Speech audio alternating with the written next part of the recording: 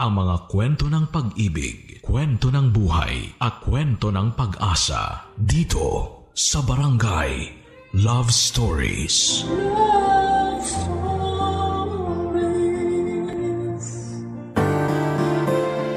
Kapag may gusto ang isang tao ay gagawin niya ang lahat para makuha lamang ito.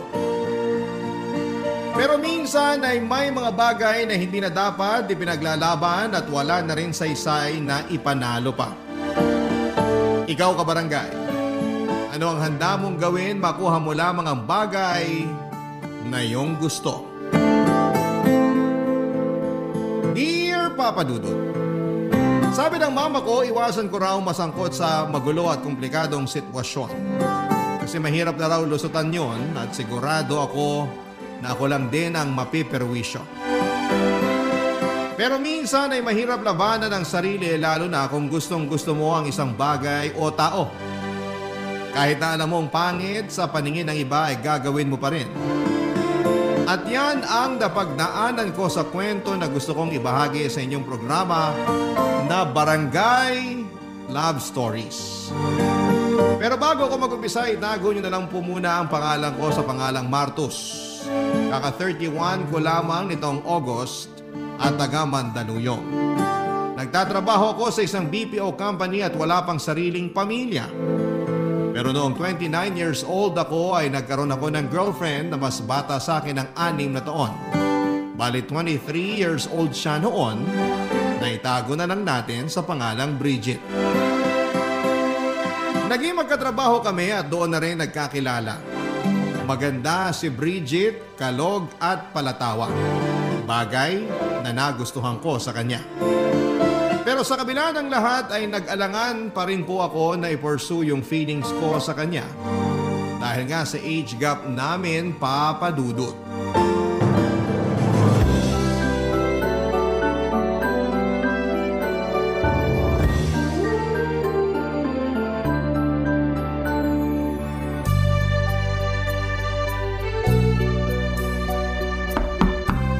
Kuya, ako to, si Pio.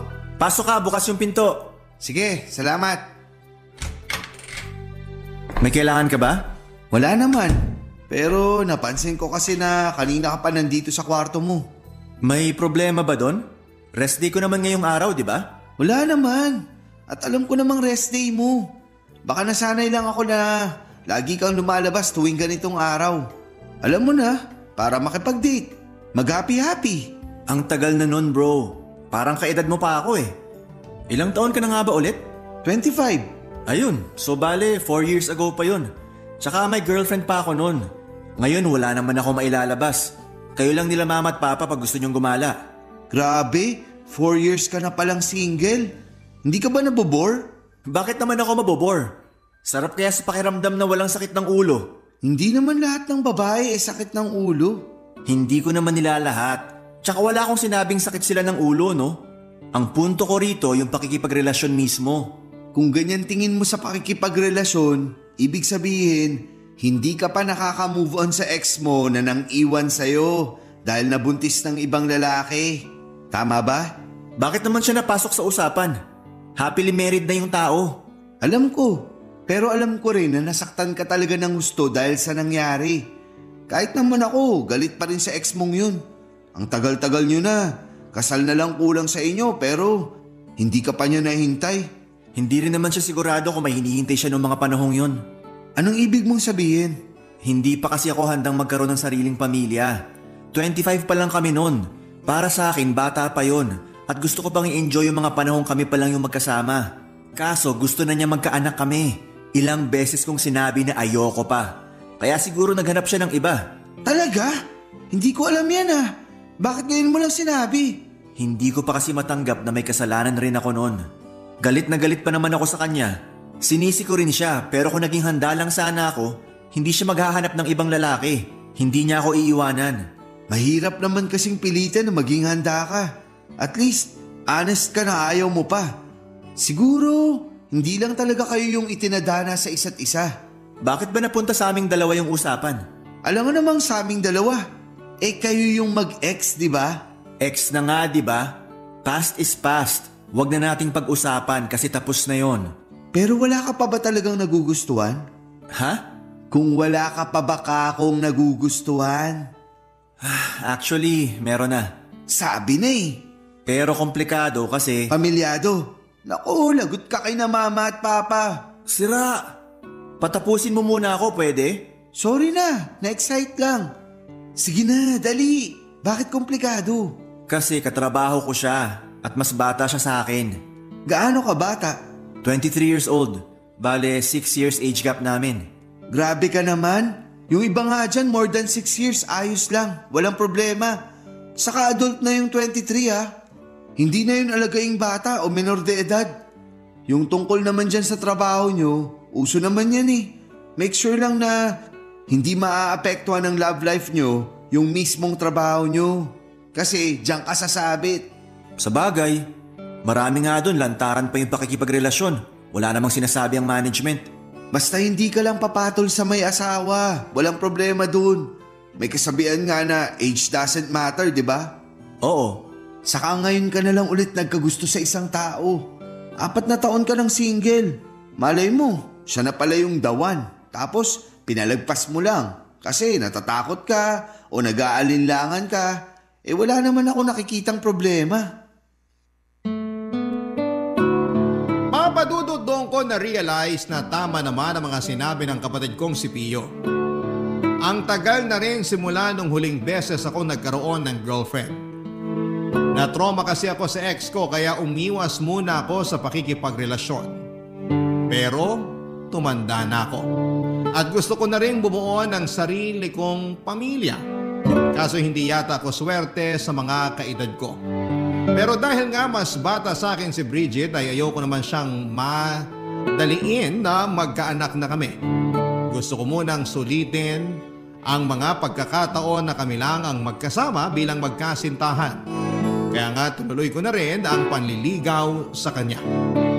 Tulad ng sinabi ko ay nagustuhan ko kay Bridget yung ugali niyang panatawa at kalog. Kapag kasi stress na yung team namin ay nananatili siyang positibo, kaya naman nahawahan niya ng pagka-good vibes ang mga kasamahan namin. Sa kabila ng lahat ay lumaki sa isang tradisyonal na pamilya si Bridget kung saan ay kailangan ko munang makilala ang parents niya bago niya ako sagutin sa panliligaw ko.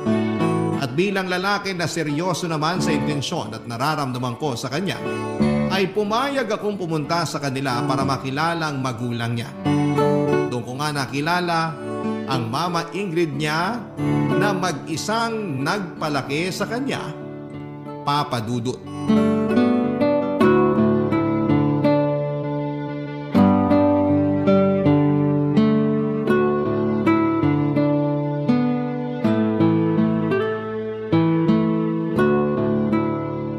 Ilang taon ka na nga ulit, Martos? 29 po. Ganun ba? Hindi halata sa itsura mo, ha? Salamat po. Sabi sa'yo, ma, mukhang bata pa rin si Martos eh. Hindi naman ako tutol kahit na ano pang itsura niya, anak. Lalo na kung gusto mo at mahal mo yung isang tao. Pero syempre, kailangan makilala ko muna kung sino yun. Salamat po. The best talaga kayo. Ikaw ba, Martos? Wala ka pang asawa? Di ba sinabi ko na po na single siya? Gusto ko pa rin kumpirmahin sa kanya mismo, no? Nako, wala po akong asawa. Anak, Wala rin po. jowa. Yung anak niyo po, kung sasagutin niya ako. Hoy, baka makurot ako ni mama ah. Kukurutin talaga kita ang harot-harot mo. Sorry na po, si Martos kasi. Pasensya ka na kung ganito ako magtanong. Ayoko lang kasi mapunta sa maling lalaki tong unika iha ko. Alam mo kasi, nag-iisang anak ko yan sa pagkadalaga. Kaya mahal na mahal ko yan. Nakwento nga po ni Bridget na kahit wala siyang papa, sapat na raw po yung pagmamahal na galing sa inyo. Oo, kasi binuhos ko talaga sa kanya lahat-lahat ng pagmamahal ng dalawang magulang kahit na nag-iisa ko. Kaya nga, mahal na mahal ko si mama kasi never na rin siya nag-boyfriend o nag-asawa. Talagang nakafocus na lang siya sa pagpapalaki niya sa akin. Ganun ba? Nakakabilib naman yun. Nung pinanganak ko kasi si Bridget, 17 years old pa lang ako. Wala pa akong alam sa pagiging nanay. Tapos hindi pa ako pinanagutan nung nakabuntis sa akin. Hindi ko na rin hinabol. Baka tumanda ako ng maaga. Hinayaan ko na lang at sinabi ko sa sarili ko na gagawin ko lahat, mapalaki lang ng maayos yung anak ko. Hindi na rin ako nag-boyfriend o nag-asawa kasi natatakot ako na baka mangyari sa kanya yung mga napanood ko noon sa balita. Yun bang ginagawa ng masama ng mga stepfather yung anak-anakan nilang babae? Ayokong mangyari yun kay Bridget. Mas kakayanin ko pang mabuhay ng walang lalaki kesa mawala o mapahamak ang anak ko. Hindi naman po lahat ng lalaki, ganun. Saka malaki na ako. Anong ibig mong sabihin? Naisip ko lang na pag nagkaasawa ako o nagkaroon kami ng pamilya ni Martus, bubukod na kami tapos maiiwan na lang kayong mag-isa dito sa bahay. Kaya baka panahon na para tumanggap kayo ng manliligaw para makasama niyo pagtanda. Kasasabi ko lang na kaya kong mabuhay ng walang lalaki. Saka ayoko na magkaanak. Tanda-tanda ako na para magbuntis at mag-alaga ng bata, no? Grabe naman sa matanda. Hindi nga po halata sa itsura niyo. Bakit ba napunta sa akin yung usapan? Di ba dapat tungkol to sa inyo ni Martos? Ayaw nga po, no? Okay lang po yun. Naaaliw naman akong panoorin yung pagbabangayan nyo. O siya, basta ipangako mo lang sa akin na hindi mo sasaktan, lolokohin o paiiyakin ng anak ko. Kasi pag nangyari yon, ako talagang makakalaban mo. Nagkakaintindihan ba tayo? Opo, tita. Pinapangako ko po na mamahalin ko si Bridget. Hindi ko siya paiiyakin o lolokohin at aalagaan ko po siya. Dahil sa mga sinabi mo na panatag na ako na nasa mabuting lalaki ang anak ko. Naman eh. Bakit ba? Siyempre anak kita at mahal kita. Walang ina ang gustong mapahamak ang anak niya. Papadudot, hindi halatang nasa 40 years old na ang nanay ng girlfriend ko dahil maganda pa rin ito at mukhang bata. Sa unang tingin ay akalain mong magkapatid lamang sila. Hindi rin ito makalumang tao o yung bang old-fashioned, lalo na sa pananamit at pagsasalita. Kaya nga nakampante ako lalo na nang ipaliwanag ko naman sa kanya ng mabuti ang intensyon at nararamdaman ko para sa anak niya. Masaya rin si Bridget na makitang panatag ako sa mama niya. Nagpatuloy ang sandali na yon na puno ng kwentuhan at nagtapos yon na masakit ang pangako dahil sa kakatawa. Nakakaaliw kasi si Tita Ingrid kapag nagkikwento siya ay sinasamahan niya pa ng aksyon para daw damang-dama. Lalo tuloy akong natatawa at natutuwa. Bago matapos ang gabing yon ay nagpasalamat sa akin si Tita dahil sa wakas ay meron na raw matinong manliligaw ang anak niya. Nakwento kasi niya na puro na lang daw isip bata ang mga ipinapakilalang lalaki sa kanya ni Bridget. Kaya medyo alanganin siya nung umpisa. Pero ngayon na nakilala niya ako ay mukhang nakampante na si Tita sa akin. Barangay Love Stories. Barangay Love Stories. Papadudot ng sumunod na araw ay sinagot na ako ni Bridget. Kaya naman masayang masaya ako. Lagi na rin akong pumupunta sa bahay nila dahil ini-invite ako ni Tita Ingrid. Gusto raw niya ako na makaklose lalo na at kasintahan ko na ang anak niya. Wala namang problema sa akin kasi hindi naman siya masungit at hindi rin intimidating. Sa katunayan ay masaya ako at excited kapag pumupunta sa kanila. Kitang-kita ko kasi ang tiwala at approval niya sa relasyon namin ng kanyang anak. Mabilis na lumipas ang 2 buwan ay lalo kong nakilala ang ugali ni Bridget. Nandun pa rin naman ang mga bagay na nagustuhan ko sa kanya tulad ng pagiging positibo, masayahin at kalog. Pero na-realize ko na napaka-energetic niya at extrovert. Samantalang ako ay introvert kaya aminado ako na may mga pagkakataon na hindi ko matapatan ang energy niya. May mga bagay kasi siyang gustong gawin na hindi ko naman gusto papadudot. Halimbawa, yung lumabas kasama ang mga kaibigan niya na hindi ko naman kaedad. Pinagbigyan ko na siya isang beses pero namihasa naman siya. Magkaiba ang description namin ng fun kasi may mga bagay din akong gusto na ayaw din naman niya papadudot.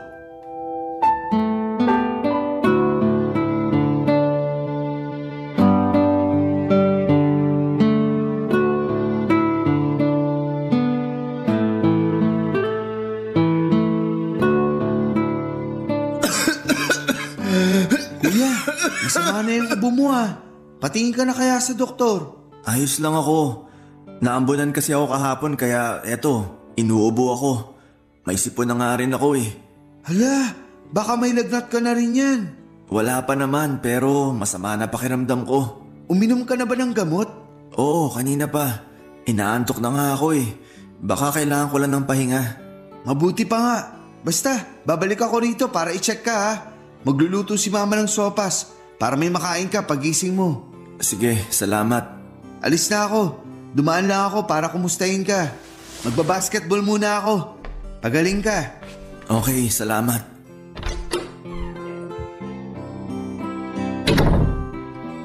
Ay, makatulog na muna. Bakit kaya tumatawag si Bridget? Hello? Hello, bebe ko? Di ba sabi ko wag mo akong tawagin ng ganyan? Ikaw naman, ang KJ mo Ang cute-cute kaya ng bebe ko. Anong gusto mo? Lovey-dovey? Mas lalong ayoko. Ganyan ba talaga ang matatanda? Parang walang katamis-tamis sa katawan? Okay na sa akin yung mahal. Ayoko nun, masyadong common. Sige, bahala ka na. Salamat, bebe ko. Ay, may iba tayo. Tumawag na ako kasi di ka sumasagot sa text and chats ko Akala ko ba nasa inyo ka lang? Oo nga. Masama lang pakiramdam ko kaya di ko kayang mag-phone. Sumasakit mata ko pag tumitingin matagal sa screen kahit naka-on na yung reading mode. Ganun ba? Sayang naman yung araw kung nandiyan ka lang sa bahay nyo. Mabuti pa samahan mo na lang ako. Sinabi ko na masama nga pakiramdam ko, di ba? Inuman mo na lang yan ang gamot. Uminom na ako. Pero saan ka na naman ba pupunta? Makasaan ka naman? Nakalimutan mo na Nagpaalam ako sa iyo kagabi. Sorry, lutang lang. Sabi ko, magbabar hopping kami ng former high school classmates ko. Tuloy naman yun pero nagsabi kasi sila na isasama daw nilang mga jowa nila. Sa lagay ako lang walang kasamang jowa mamaya. Pero... Sige na, sumama ka na.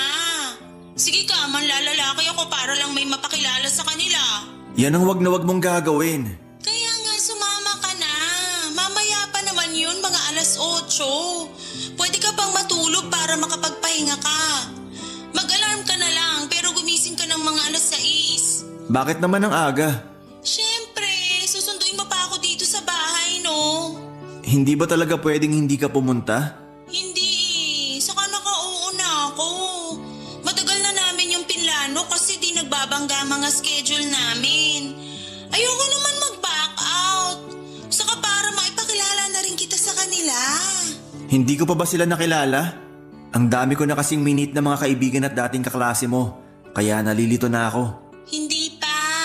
Bagong batch sila. Classmate ko sila nung second year high school. Yung nakilala mo, classmate ko nung third year. Ah, ganun ba? Oo, kaya asahan kita mamaya. I love you, bebe ko. I love you too. Bakit walang bebe ko? Sige ka, tampo ko. I love you too, bebe ko. Huwag ka na magtampo. Okay, see you later. Papadudot mukhang seryoso si Bridget nang sabihin niya sa aking manlalalaki na lamang siya kapag hindi ko siya sinamahan sa bar hopping nila.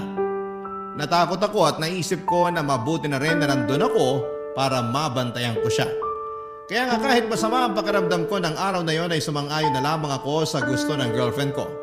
Turns out na nagpakalasing siya ng gabing yon at ako ang naging bantay niya. Antok na ako noon pero nilabanan ko dahil kailangan ko pa siyang intindihin. Ayaw pa nga magpaawat ni Bridget sa pag-inom ng gabing yon. Kung todo sayaw din siya sa dance floor at ako na lang ang nahiya sa mga pinaggagawa niya. Nainis din ako kasi pinagpipiestahan siya ng mga kalalakihan habang kumikembot na may kasama pang patuwad-tuwad. Kaya nga kahit na naggalit na siya sa akin at kamuntik na kaming mag-away, ay inawat ko na siya at niyayang umuwi na sa kanila. Sa bahay nila ay alalang-alala na naghihintay ang mama niya. Magkatulong kami ng mama ni Bridget na ipasok siya sa kwarto niya at ihiga sa kama, papadudot.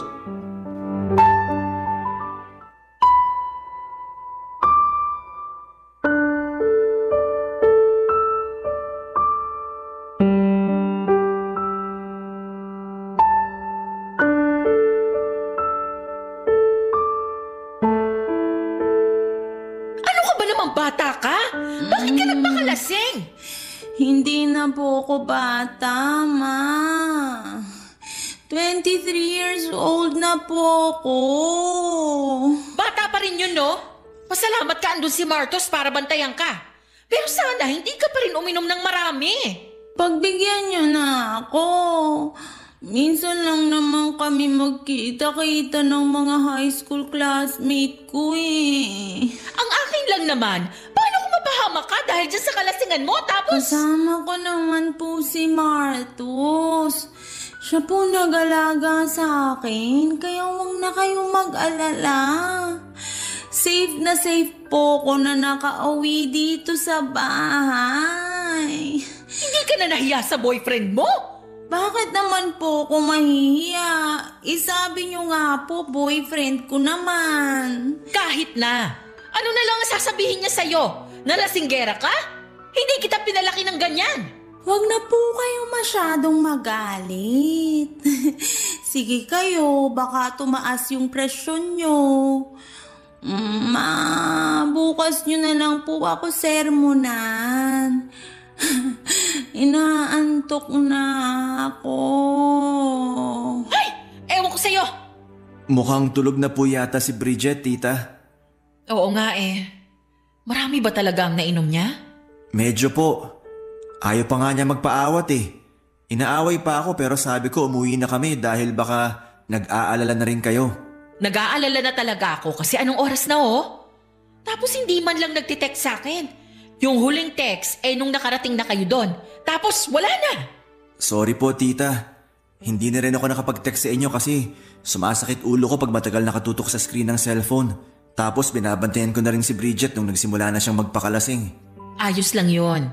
Hindi mo naman responsibilidad na i-update ako.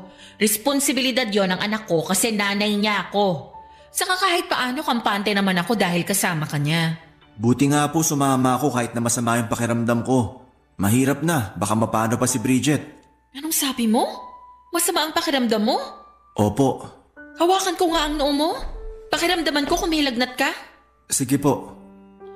Naku, mainit ka nga.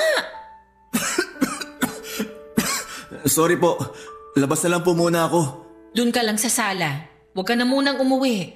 Kasi baka mapano ka pa. Nakakahiya naman po. Sa akin ka pa talaga mahihiya. Para namang ibang tao ka pa, boyfriend ka ng anak ko. Saka 2:00 na ng madaling araw. Alanganing oras na yan. Dito ka na lang matulog. Doon ka sa sofa. Malapad naman yon at saka malambot. Sigurado po ba kayo? Kasi pwede naman ako mag-book ng sasakyan. Oo, sigurado ako. Huwag ka na mag-book. Baka wala rin namang dumating. Ang gawin mo, magsabi ka na lang sa mga magulang mo o sa kapatid mo na dito ka na muna makikitulog sa amin para naman hindi sila masyadong mag-alala. Sige po, salamat po. Ako nga ang dapat magpasalamat kasi ligtas mong naihatid sa bahay tong anak ko. Sana wag kang magsawa sa kanya kasi hindi naman yan ganyan kapasaway. Baka naimpluwensyahan lang ng mga barkada kaya medyo tumitigas ang ulo. Pero pagsasabihan ko na lang siya pag nahimasmasan na. Nakikinig naman yan sa akin. O sige na, pumunta ka na dun sa sofa. Dadalhan na lang kita ng unan sa kakumot. Aasikasuhin ko lang muna si Bridget tapos pupuntahan na kita doon. Okay po. Salamat po ulit. Walang anuman. O siya, mauna ka na ron. Susunod ako doon sa sala. Papa Dudut, hindi maganda o gaga sa pagpapasalamat sa akin si Tita Ingrid dahil ligtas kong naihatid sa bahay nila ang anak niya.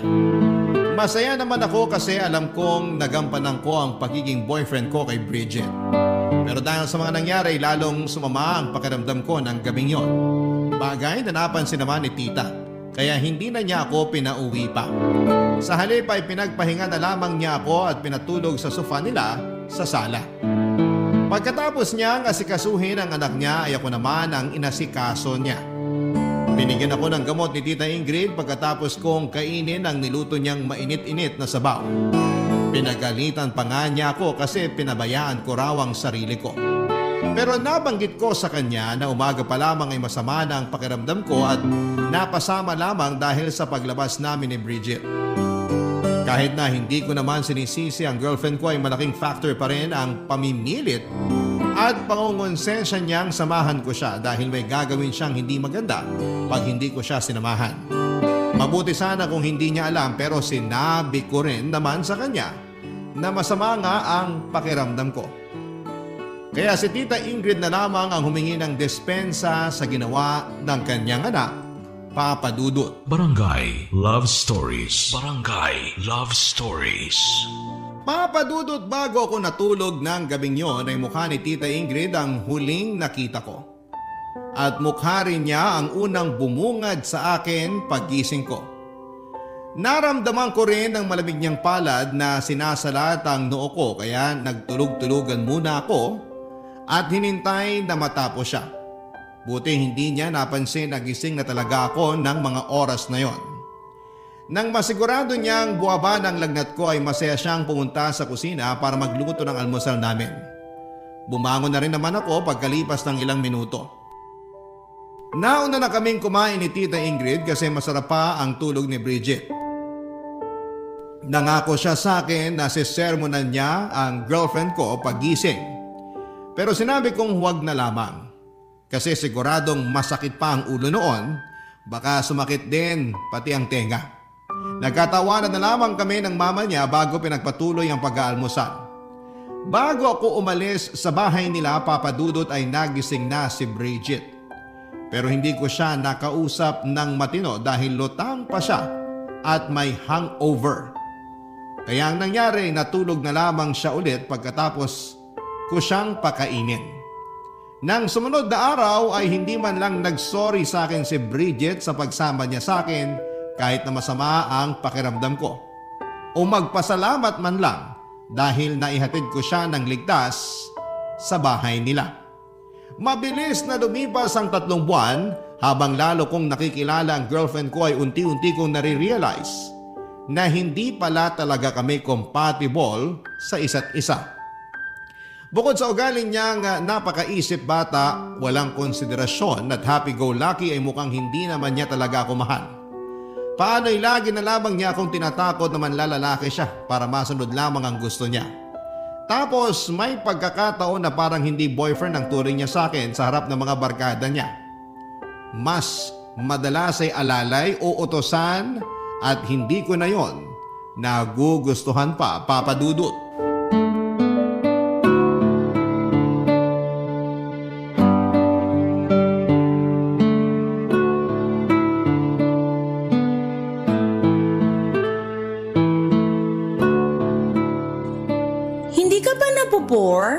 Hindi naman, bakit?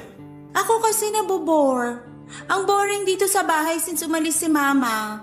Buti na lang naisipan kong papuntahin ka. Pero kabilin-bilin na ng mama mo na huwag tayong gagawa ng milagro rito. Si Mama talaga napaka-KJ. Hindi na naman ako bata. Saka ano kung mabuntis mo ko pag ginawa na natin yung sinasabi niyang milagro? Willing naman ako magpakananay sa magiging baby natin, no? Mas mabuti pa rin na sundin mo yung mama mo kasi alam niya ang tama at mali. Kung makapagsalita ka naman.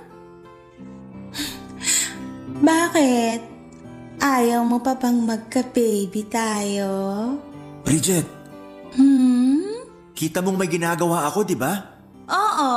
At kanina ka pa nga nakatutok dyan sa laptop mo. Ano ba yan? Thesis ng bunso naming kapatid, pinuproofread ko. Ang boring naman yan. Hindi naman. Interesting nga yung study nila eh. Gusto mo bang malaman? Ayoko nga. Graduate na ako dyan, no? Ayoko na yung balikan. Okay. Alam mo, napapansin ko, wala ka ng time sa akin. Ano bang sinasabi mo? Nandito nga ako sa bahay niyo kahit na sinabi ko naman sa'yo na may gagawin ako. Mas uunahin mo pa yan kaysa sa akin ng girlfriend mo? Pupuntahan naman kita pero hindi ka makapaghintay. Gusto mo pag nagsabi ka na pumunta ako rito, ura-ura darating ako. At kasalanan ko pa pala ngayon Sige, sa susunod, ibang lalaki na lang papupuntahin ko dito sa bahay. Gawin mo na yung thesis sa kapatid mo. Alam mo ikaw, napapansin ko lagi mo na lang akong tinatakot na manlalalaki ka kapag hindi ko pinagbibigyan mga gusto mo. Gagawin ko talaga yon at hindi ako manghihinayang sa'yo, no? Anong sinabi mo? Sabi ko, manlalalaki ako at hindi ako manghihinayang na iwan ka kasi ang boring mo palang maging boyfriend. At ako pa talaga yung boring? Palibhasa ikaw, hindi ka marunong pumirmi sa isang tabi. Gusto mo laging umaalis, umiinom at gumigimik. Anong masama doon? You only live once, kaya live life to the fullest. Hindi naman sa lahat ng pagkakataon dapat ganyan yung mindset mo. Anong gusto mo maging mindset ko? Yung katulad sa'yo? Laging nasa bahay? Minsan lang lumabas? Mahilig magbasa ng libro? In short, boring na tao. Nung una pa lang naman, alam mo na ganyan yung personality ko. Pinilit ko naman mag-adjust simula nung maging girlfriend kita. Pero ikaw yung hindi marunong mag-adjust para sa akin. Akala mo kasi kapag pumirmi tayo sa bahay, nakakulong na tayo. Ganun naman talaga yun. Palibasa, matanda ka na. Kaya ganyan ka mag-isip. Anong sinabi mo? Matanda ka na. Kasi ganyan yung mga kilala ko matatanda. Gusto na lang sa bahay. Ayaw nang lumabas kasi nakakapagod daw at gagastos na naman. Grabe. Bakit ba ngayon ko lang na-realize yun? Magkaiba tayo ng gusto sa buhay. Siguro nga tama ka. Pero pagod na ako mag-adjust para sa'yo. Di wag. Hindi ka naman kawalan. Kaya ko sarili ko. Aalis ako. Bahala ka dyan. Saan ka naman pupunta? Wala ka na doon. Total ayaw mo naman ako samahan. Diyan ka na lang sa thesis ng kapatid mo hanggang mamuti mata mo. Papadudot umalis si Bridget ng bahay nila at hindi ko alam kung saan siya nagpunta. Hinayaan ko na lamang siya dahil baka kailangan namin ng space sa isa't isa. Pero hindi na rin naman ako nakapag-concentrate sa ginagawa ko pag alis niya. Marami ako naisip ng mga oras na yon. Una na doon yung sinasabi niya na mga kaibahan namin dahil sa pagitan ng aming mga edad. At kasama na rin doon yung hindi ko masabi sa kanya na namumuong feelings ko sa mama niya. Kahit na mag-ina sila, magkaiba sila sa kilos at pananalita. Kaya hindi ko napigilan ang aking sarili na mahulog kay Tita Ingrid. Malumanay kasi itong magsalita, maalaga at hindi ako itinuturing na alalay. Noong una ay pinigilan kong lumalim ang nararamdaman ko para sa mama niya. Kasi alam kong mali yun pero nakita ko na lamang ang sarili ko na gusto ko na si Tita Ingrid ng higit pa kay Bridget na siyang girlfriend ko. Pero hindi ako tanga para aminin yon sa kanya noong nagkaroon kami ng mainit-init na pagtatalo. Pagkatapos noon ay humingi ako ng cool off kay Bridget dahil gusto ko munang makahinga sa relasyon namin. Posible kasing napapagod lamang ako o naguguluhan sa nararamdaman ko. Wala namang ginawang kakaiba si Tita Ingrid para ako magkagusto sa kanya. Kaya alam ko na ako lang ang may issue rito.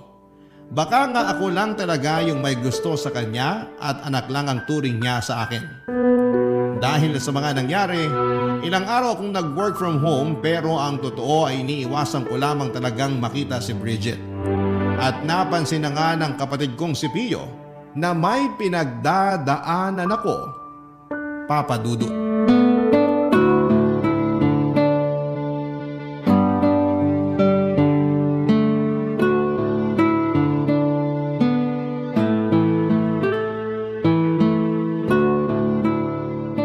Buti pwede mag-work from home sa inyo kahit hindi na pandemic, no? Hindi naman mahigpit sa amin. Tsaka basta nagagampanan mo yung trabaho mo ng maayos, walang kaso kahit nasa ang lupalop ka pa nagtatrabaho. Naks naman! Lipat na lang ako sa inyo, kuya. Change career na ako. Sira. Joke lang. Yung totoo, pumunta talaga ako rito sa kwarto mo para makipagkwentuhan since tapos na naman duty mo. Kilala kita. Hindi mo lang basta gustong makipagkwentuhan. Sige na, ano ba talagang kailangan mo? Hindi naman kita uutangan eh. Hindi ko naman naisip yun. Masyado ka mapanghusga. Siyempre. Ano na nga kasi yung kailangan mo? Break na ba kayo ni Bridget? Hindi pa. Hindi pa. Bakit parang alanganin naman yung sagot mo? Hindi pa kami break. Pero humingi ako ng cool off. Cool off? Ipapunta na rin yun sa breakup. Unofficial pa nga lang. Mukhang tama ka nga. Hindi ko na kasi alam kung paano pa magsisimula ulit sa relasyon namin. Ano ba kasing nangyari? May ginawa ba siya sa'yo? Bukod dun sa mga nakwento ko na ugali ni Bridget, wala naman na. So far, hindi pa niya tinutuloy yung panlalalaki niya. Talaga? Baka naman magaling lang siyang magtago. Hindi ko alam. Pero tingin ko ako talaga may problema sa amin eh. Imbis kasi na ayusin ko yung relasyon namin, parang gusto ko na lang tapusin. Huwag mong sabihin na ikaw talaga yung may iba ha. Naku, kuya. Wala naman akong iba. Pero may gusto na akong iba. Kaya lang komplikado. Ayan ka na naman. Hilig mo talagang ilagay yung sarili mo sa komplikadong sitwasyon. Alam ko namang pagagalitan niyo ako nila mama, kaya nga pinipigilan ko na makagawa pa ng mas malalang bagay. Kanino ka ba kasi nagkagusto? Kilala ko ba yan? Oo, kay Tita Ingrid. Sa nanay ng girlfriend mo? Oo. Naloko na. Kaya nga. Pero bakit naman nagkaganon? Yung totoo, ang laki ng kaibahan nila ni Bridget. Doon ko na-realize na hindi kami compatible ng anak niya.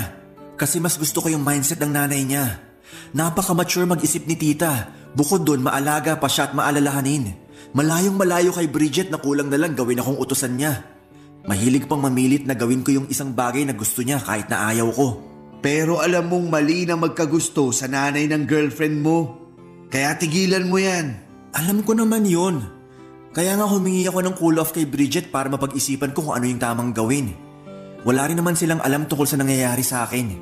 Ikaw lang ang pinagsabihan ko. Salamat kasi sinabi mo. Para kahit paano, mapayuhan kita. Ipapaalala ko lang sa'yo na kung kaya mo pang umalis sa sitwasyon na yan, umalis ka na. Huwag ka nang sumugal kasi alam mong matatalo ka lang. Saka magulo yan. Huwag mong sirain yung relasyon ni Bridget sa mama niya. Huwag mo silang pag-awaying mag-ina. Ayoko rin naman mangyari yon kasi mahal na mahal nilang isa't isa. Kaya nga ikaw na lang yung lumayo. Yun yung tama na pwede mong gawin. Tungkol naman kay Bridget, mag-usap kayo. Sabihin mo sa kanya yung nararamdaman mo. Aminin mo na hindi mo na siya mahal. Tapos, maghiwalay na kayo. Kalimutan mo na rin yung mama niya. Wag mo nang kakausapin si Tita Ingrid. Kahit na siya pa yung mag-insist sa'yo. Kasi pag ginawa mo yun, baka lalo mong mailagay yung sarili mo sa mas komplikado pang sitwasyon. Tandaan mo yung kabilin-bilinan sa atin ni Mama. Wag nating ilalagay ang sarili natin sa komplikadong sitwasyon dahil tayo lang din yung mahihirapan. Minsan, may mga feelings na hindi na dapat pinipursue. Papadudot pagkatapos ng usapan namin yon ni Pio ay aaminin kong naliwanagan ako sa tama at dapat kong gawin. Bigla ko naalala ang payo sa amin ni Mama tungkol sa huwag naming ilagay ang sarili namin sa komplikado at alanganing sitwasyon. Kaya nga matapos pa ang isang buong araw na pag-iisip ay nakapagdesisyon na akong tuluyan ng hiwalayan si Bridget.